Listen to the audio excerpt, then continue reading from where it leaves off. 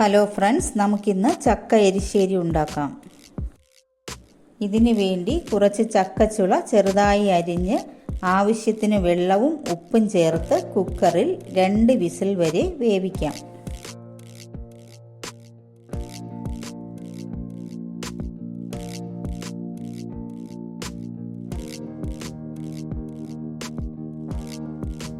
അരപ്പിന് വേണ്ടി കുറച്ച് തേങ്ങ, 1 ടീസ്പൂൺ മുളക് പൊടി, 1/2 ടീസ്പൂൺ മഞ്ഞൾപ്പൊടി, 1/2 ടീസ്പൂൺ ജീരകം, 2 കാന്താരി മുളക്, ചെറിയ 3 അല്ലി വെളുത്തുള്ളി എല്ലാം കൂടി അരച്ചെടുക്കാം.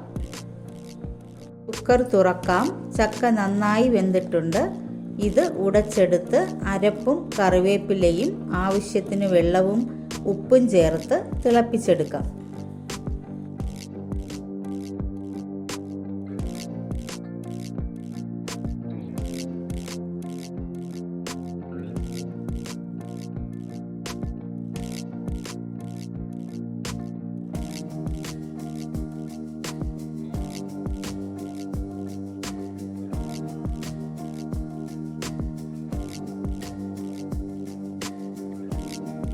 ഇനി കടുകും 2 വറ്റൽമുളകും 2 തണ്ട് കറിവേപ്പിലയും കുറച്ച് തേങ്ങ ചിരകിയതും ചേർത്ത് വറുത്ത് ഒഴിക്കാം.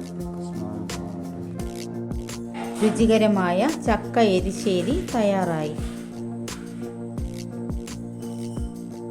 എല്ലാവരും ഉണ്ടാക്കി നോക്കണേ. ഇഷ്ടമായാൽ ലൈക്കും ഷെയറും സബ്സ്ക്രൈബും ചെയ്യണേ.